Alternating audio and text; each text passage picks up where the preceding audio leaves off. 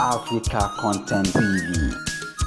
Ṣé sí àlàbẹ́ sọ̀rọ̀ sí ó sì wọlé ní gbogbo pé máa gbogbo fún mi sí jẹ́ bàbá ìkílé. One house. Of national progress. Nínú ọ̀rọ̀ sí orí tí Màláíkà sọ, èmi ò ní kí Màláíkà pè mí. A lè gbé Roland Benson kí wọ́n kọ̀nfàmù lẹ́nu ẹ̀. Kódà ní ìgbà tí mo ti rí ìgbésẹ̀ Màláíkà ní tipẹ́tipẹ́ ni mo ti sọ fún Roland pé mi ìfẹ́ ní kankan bá má ní í ṣe mọ́. Ìwọ ló wá bí pé àwọn ará bíbí àjẹ́ ló wá bá mi lọ́fíìsì nígbà yẹn. Sọ́dílé adẹ̀sọ fún ẹ pé ibi táwa ń lọ rèé. Sego Nation làwa fẹ́ ṣe, ọ́fíìsì mi ló tún wá bá mi lájọ ṣe mítìnì àpọ̀. Àwọn tó wá lásìkò tún wá gbogbo yín wá àdẹjọ ṣe mítìnì. Èmi ni mo pè yín gbà yẹn pé gbogbo yín o ẹja kọrí síbi kan náà. Ó dẹ̀ accept ó ní already láti tẹ̀lé wa. Suddenly ìjọ tó máa kọ́kọ́ rí mo kọ̀ rí nínú mọ́ṣáláṣí former state chairman ní a. Ọ̀gbẹ́ni tó wá bí jọ̀wọ́ rèé eléyìí ti ṣẹ́ẹ̀kì ìlú o. Mo dẹ̀ sọ fún Roland pé má jẹ́ kó débi mọ́ o. Láti ijọ́ yẹn mi ò fojú mi rí mọ́ kọjá orí social media. Mi ì bá sọ kankan mọ́, èmi ò dẹ̀ ní kó o pè mí kí mo fẹ́ ní kó o pè mí fún rárá ẹ ló pè. Ọ̀rọ̀ tó bá mi sọ ju bó àwọn ọ̀gá ṣe gbọ́ lọ yẹn, but kí n tó sọ jí pé kí n rìkọ́ọ̀dù ẹ̀ ẹnìkan ló já mi bí ẹni tó ń bá mi sọ̀rọ̀ yìí iṣẹ́ yẹn wá láti ibì kan ni o. Wọ́n lè tún fi róòpù èmi náà tó bá yá o mo ní òkè mídíà wá wà lọ́dọ̀ mi ní ìmọ̀ká tí yẹn wá kiri. Ó sáré ìwà dájú yẹn mo ní báwo ni wọ́n fẹ́ rìkọ́ọ̀dù WhatsApp. Ó ní kí n má wọlé wọn bó ti máa ṣe ó kàn gbé fóònù sẹ́gbẹ̀ẹ́ ẹ̀ ni. Kódà táwọn ọ̀gá bá gbọ́ nǹkan tó sọ ò nílé dúró bí. Ó débi tó dé yẹn ìyọ̀nba díẹ̀ tí mo rí rìkọ́ọ̀dù nìyẹn. Mo dà á wò pé tí ìyọ̀nba wà so stupid. Ẹ̀yin tí mo bá ṣe lánàá tí mo rí rúwà tẹ o. Wọ́n sọ́ọ̀tì pé kí n káwọn tó náà ṣàmàjọ ká pull out ká dá dúró.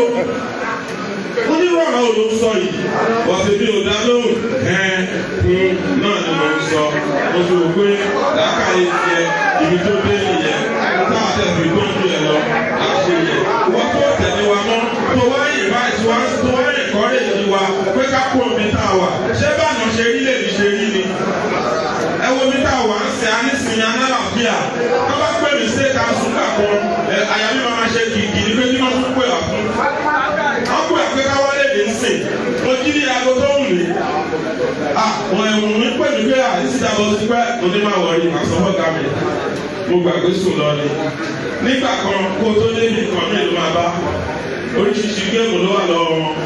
Àwọn adúgbò bọ́ lọ́rùn ti pa nísìnyí àti ní ìrọ̀lẹ́ ti padà. Ẹ̀tọ́ wá fẹ́ dá wàhálà láti fún mi. Ó fẹ́ kí wọ́n fẹ́ dá wàhálà láti fún ẹgbẹ́ ìkòlè sí mi ilé ẹ̀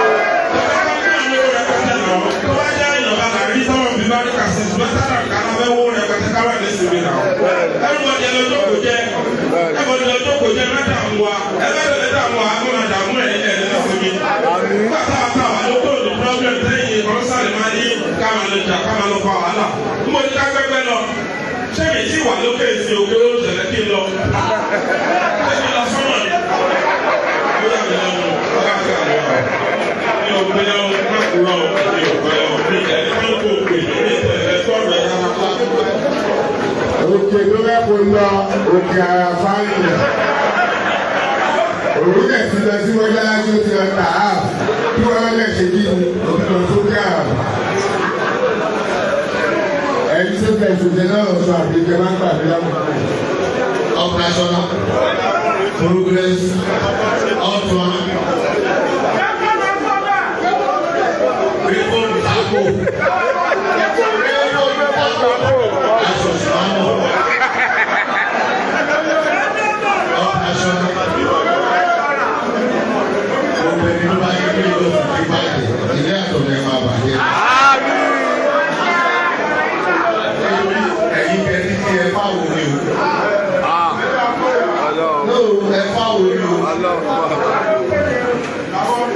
Ọba ní sọ àwọn aṣọ rọrùn lájókòó sí ìgbà yìí o.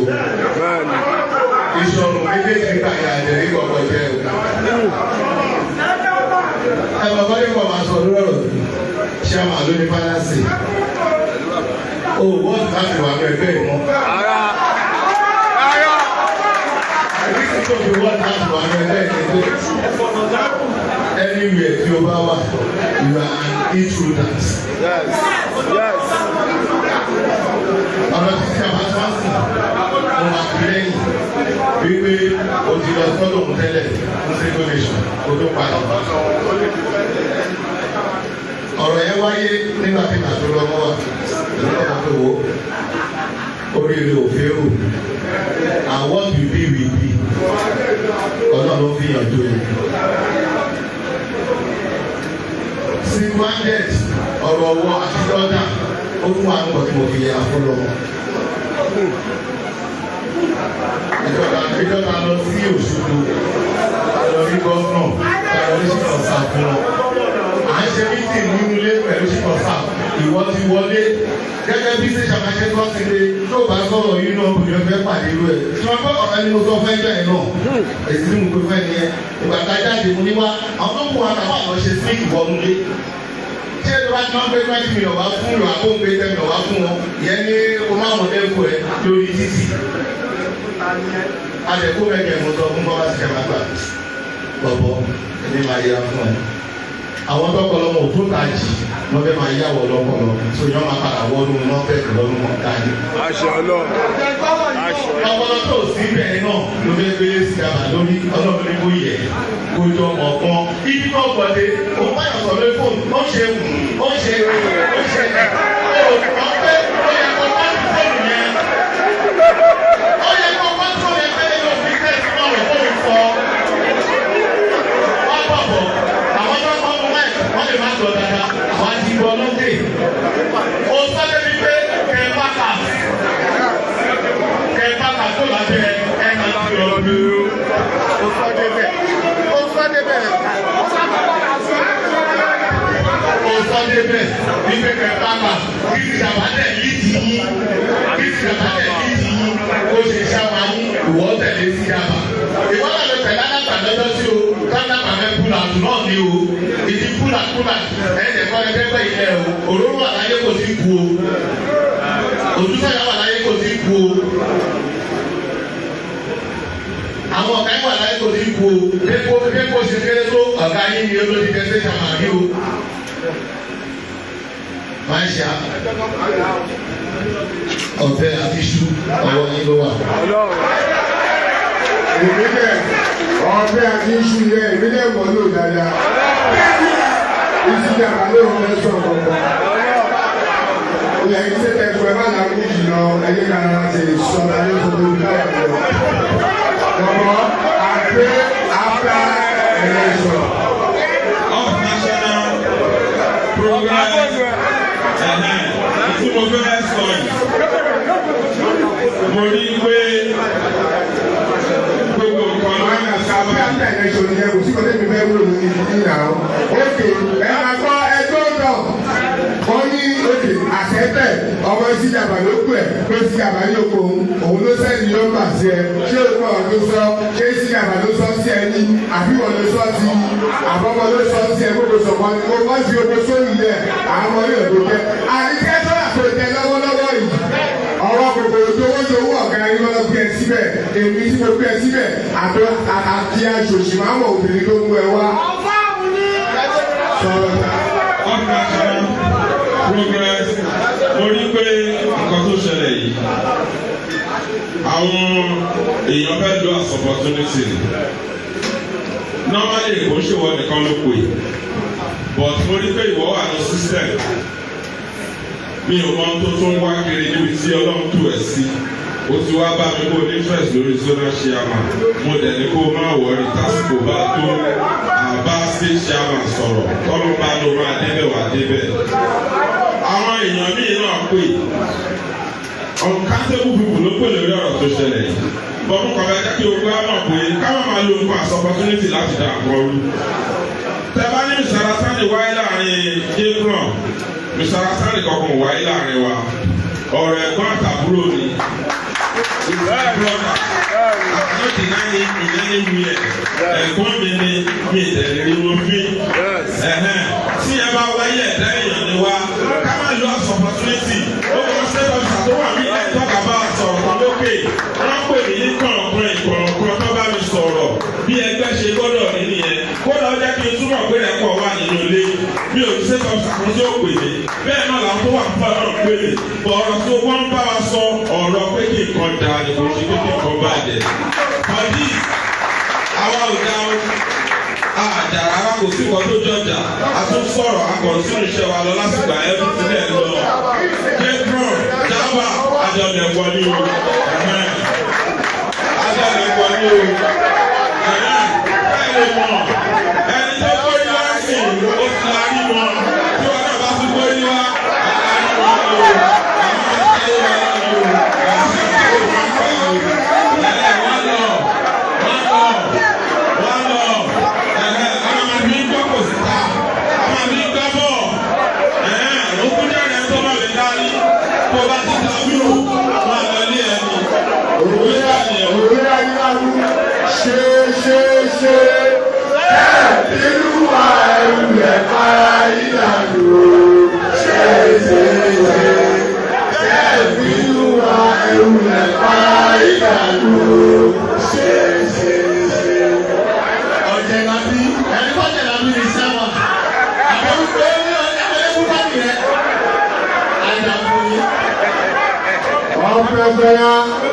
Progress Amalaji Musa Badegule of Amado 36 Original. Nobody can go push it. Wakajete can never solve.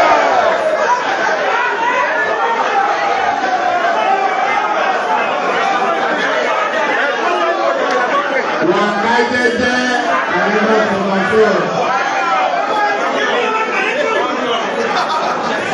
Whether you like or not, this organization, by the grace of God, stand one love.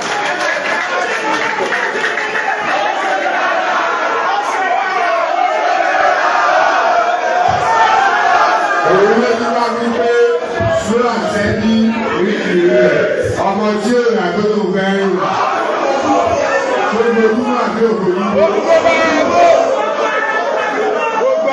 Ẹ̀yin tí ẹ wà ní bírẹ̀ṣì yẹn méjì mẹ́ta yìí sọ pé ẹ̀yin àlùbáríkà ẹ kọrin pawọ́ ẹ tó pawọ́.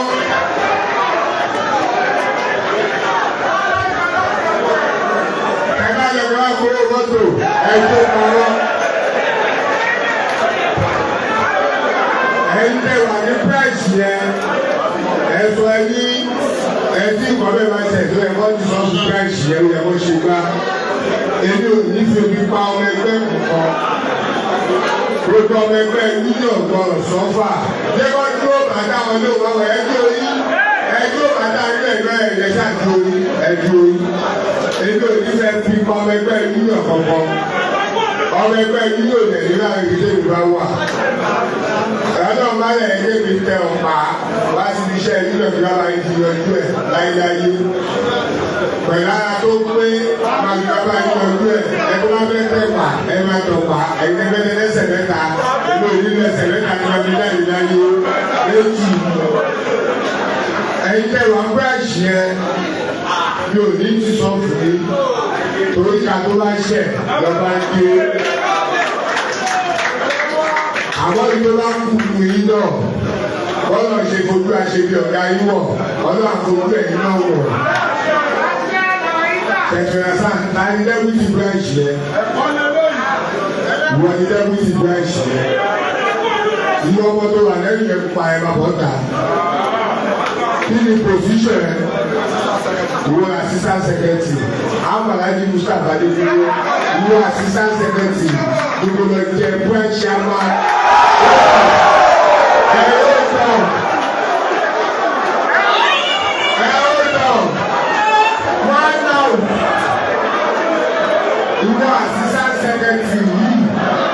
Ìwọ assistant secretary, ìwọ chairman we go get acting chairman on further notice àmọ́ you as a branch chairman go suspend your code for ẹgbẹ́ ìdájọ́ ìdìbò ẹ̀fọn ní sọ̀rọ̀ bá ọ̀gá ló jẹ́ olùwọ́ yìí òyì kò sí kò ní mà ìyàwó àjọyọ̀lẹ̀ta nílé ẹ̀jẹ̀ ká sọ̀rọ̀ pọ̀ kábí mọ̀sọ̀kọ́ ẹ̀jẹ̀ ká sọ̀rọ̀ pọ̀ kábí mọ̀sọ̀kọ́ ẹni bá fẹ́ bá náṣọ́nà yìí jẹ́ ẹni bá fẹ́ bá yúnà yìí jẹ́ nígbà ló máa jòkó sí òun níbẹ̀ ló máa yàgbẹ́ sí. Ìṣòlétò ní Áfíríkà. Ìṣòlétò ní Áfíríkà. Káyọ̀ré bẹ́ẹ̀ bá ṣọ̀. Àlùkà kọ̀tìmọ̀.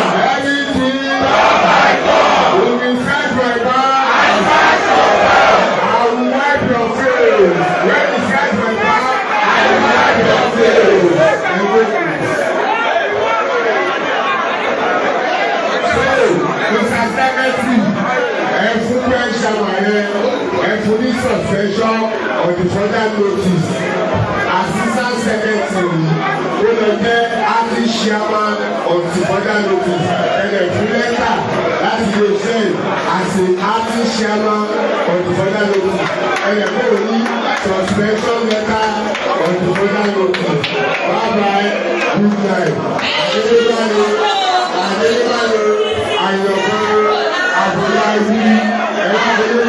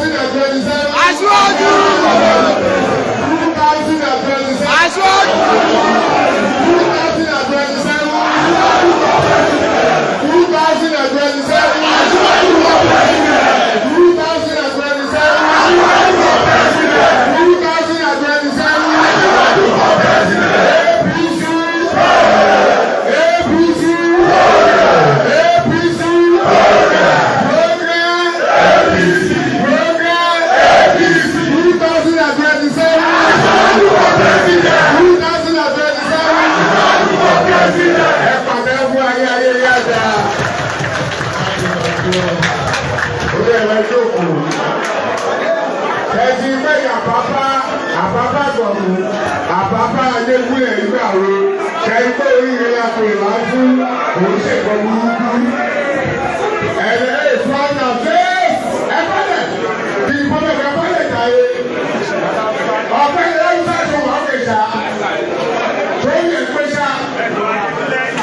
Lọ́dọ̀ ọ̀lọ́dọ̀ lè fún wa. Tó bá fún àwọn ọ̀sẹ̀ tèmi ló wúlò ọ̀sẹ̀ tèmi. Ìwọ́n wà ní sáàfù bí. O má kọjá ìyá rẹ̀, o má lọ tẹ̀lé, o má lọ tẹ̀ kó tẹ̀lé màláìka. Ọ̀rọ̀ náà kọ́ ló wà o, ọ̀rọ̀ náà kọ́ ló wà.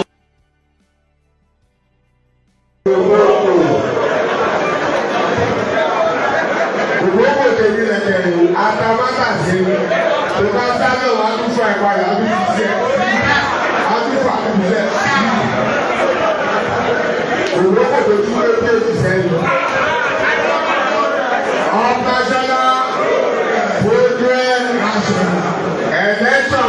government òun ló máa bí 2027 nítorí báwa náà wọn là sẹ́ẹ̀ àwọn relax gbogbo oríṣiríṣi local government tọ́lá máa calculate gbogbo 20 local government and 37 SCDA aláti débi 4 million votes jáde ní òun ló máa fi wá lọ́kọ̀ balẹ̀ pé 2027 ló ṣèkì ìyẹn ló fà á tí president aṣáájú àgbẹ̀ Tinubu àbáwá pé ẹ̀yin ọmọdé yìí ẹ̀ tó máa gbá sùnà yẹ kò lè sí yẹn là á náà ṣe wò pé aláti yá ara ní pé àgbọ̀ febi parí àjẹbọ̀ ìyàjẹ́ yìí torí ẹ̀kọ́ òjá wáyé tí ó bá sẹ́yìn kò sáwà ẹ̀yin ní ilé ìyọ̀gbà wa ẹ̀yin ayé la ṣe ń ṣe yìí la ṣe ń ṣe akọ.